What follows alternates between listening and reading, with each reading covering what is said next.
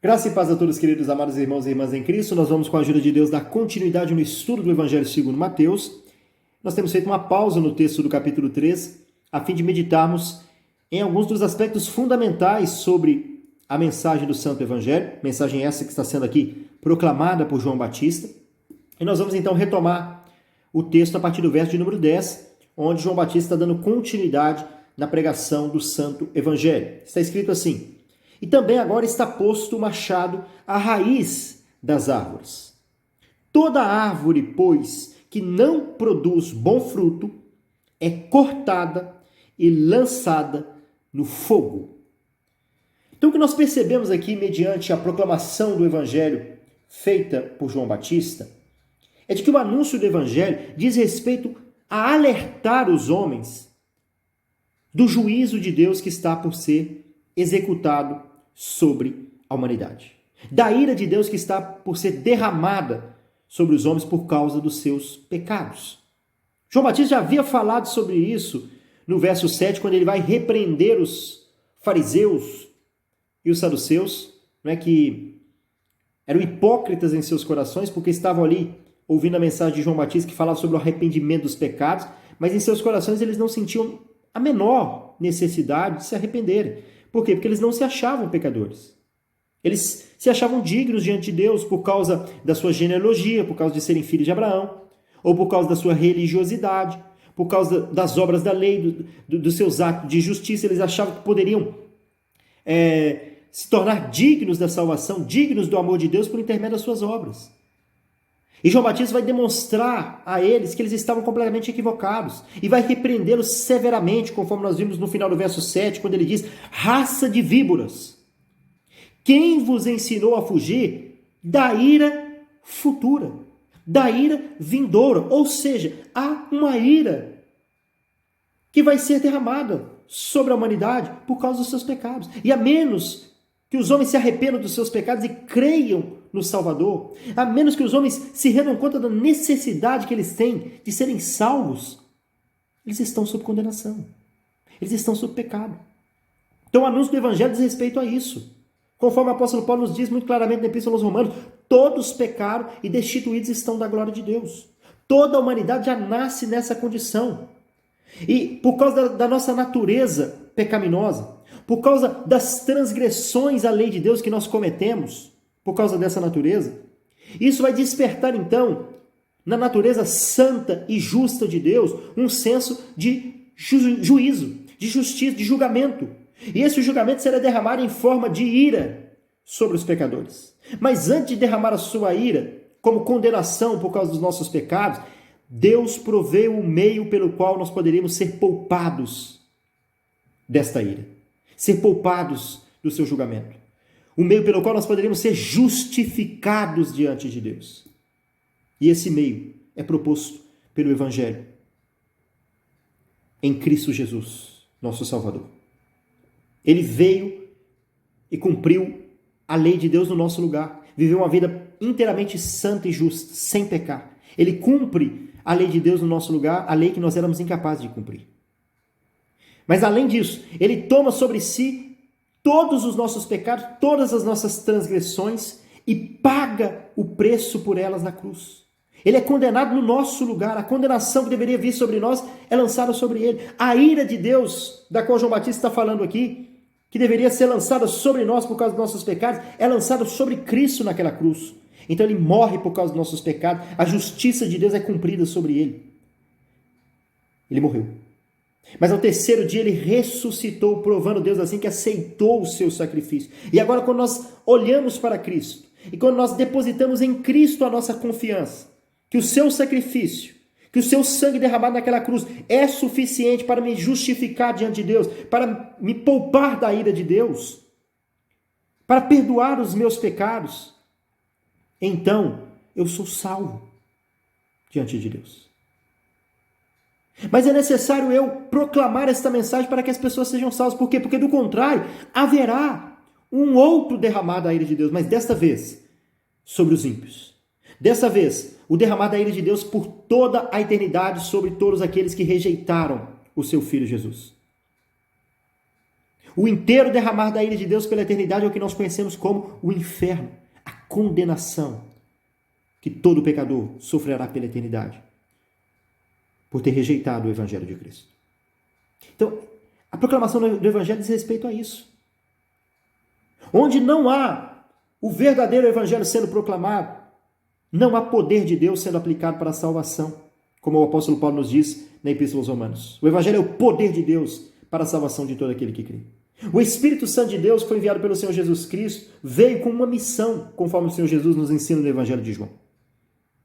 O Espírito Santo, quando vier, ele vos convencerá do pecado, da justiça e do juízo. É para isso que ele veio. E de que maneira o Espírito Santo convence o homem do pecado, da justiça e do juízo? Por intermédio da santa palavra de Deus, por intermédio da mensagem do Evangelho. E a mensagem do Evangelho só possui a ação soberana do Espírito, o poder de Deus para salvar almas, a partir do momento que ela é transmitida da maneira pela qual nos foi anunciada, pelas Escrituras. De maneira fidedigna ao anúncio das Escrituras, da maneira como João Batista está anunciando aqui. Há um juízo de Deus que está por ser derramado. E é necessário que os homens se rendam conta disso.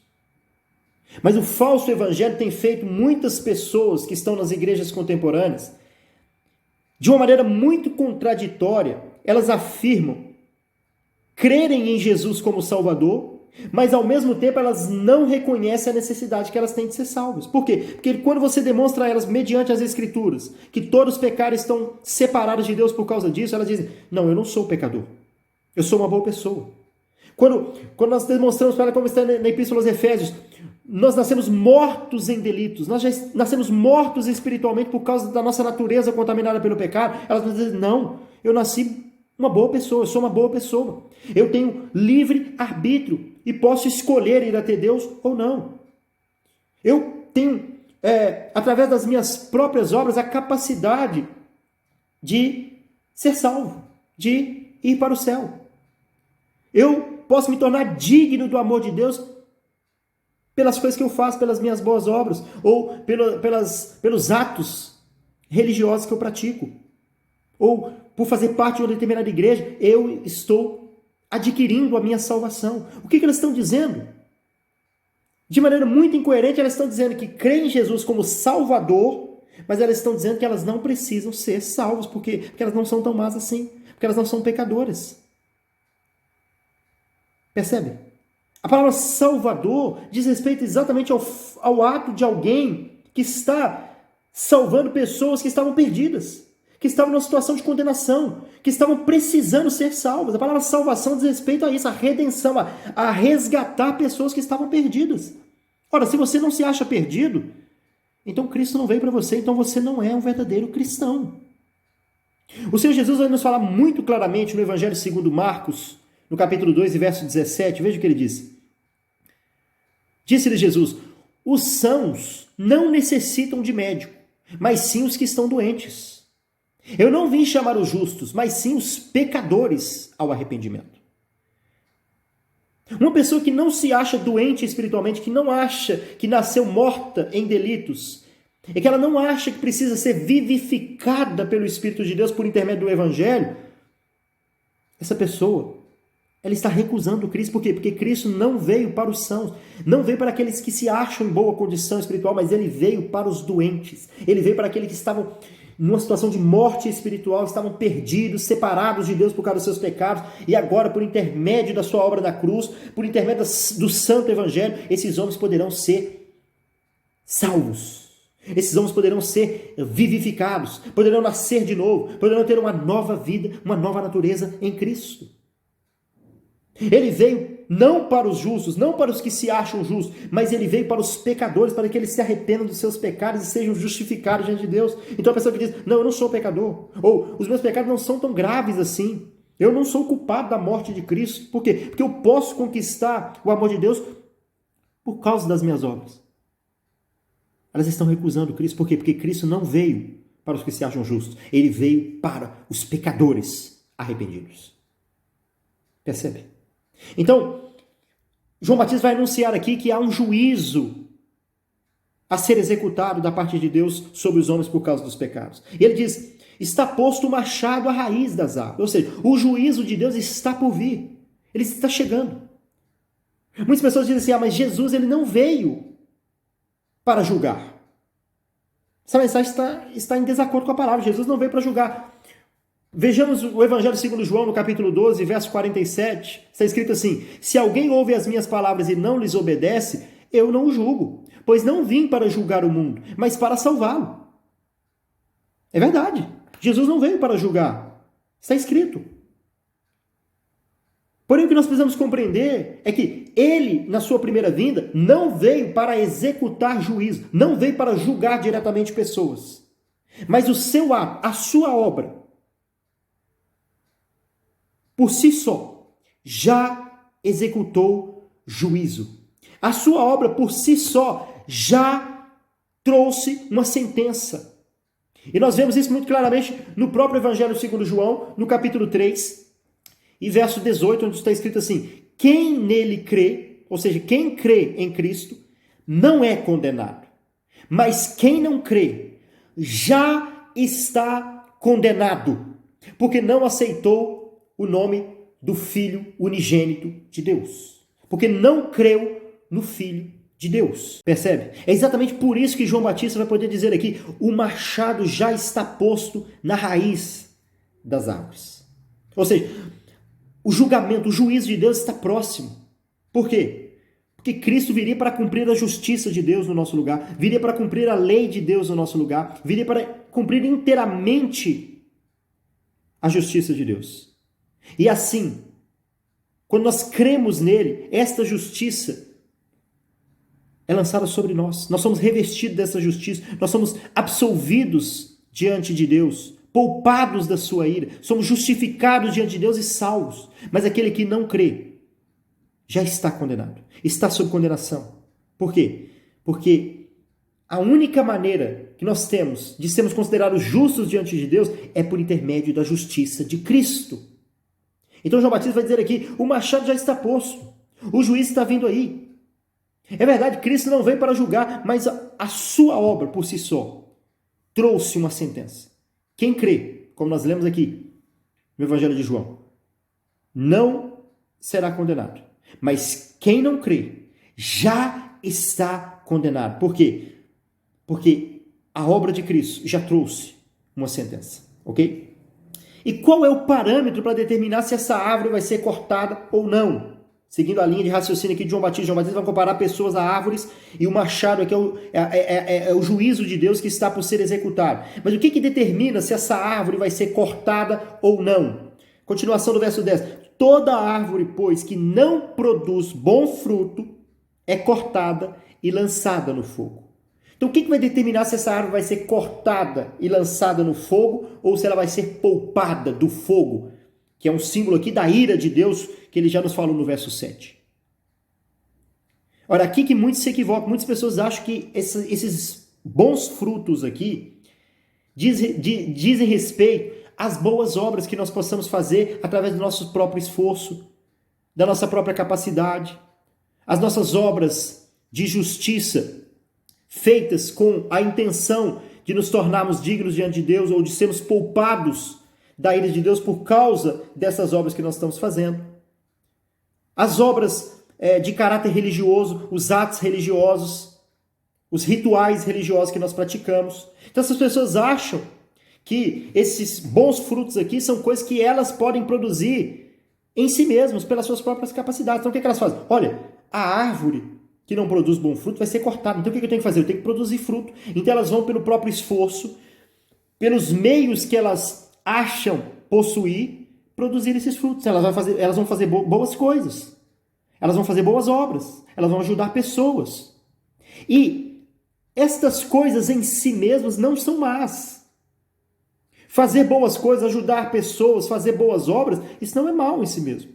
Porém, nós precisamos compreender que a maldade disso está na intenção por trás dessas ações. Por quê? Porque nós estamos fazendo essas ações para, por intermédio delas, ser digno diante de Deus, para, por intermédio delas, ser poupado da ira de Deus, quando a única maneira que nós temos de ser justificados diante de Deus é por intermédio da justiça de Cristo. É por intermédio do sacrifício de Cristo. É por intermédio do Salvador. E quando Ele nos salva, e quando Ele nos dá uma nova natureza, agora nós vamos praticar boas obras, não para sermos salvos, porque nós já fomos salvos pela fé no seu sacrifício, mas agora nós vamos praticar boas obras para resplandecer ao mundo a luz de Cristo que agora habita em nós, para que Deus possa ser glorificado por intermédio das nossas ações.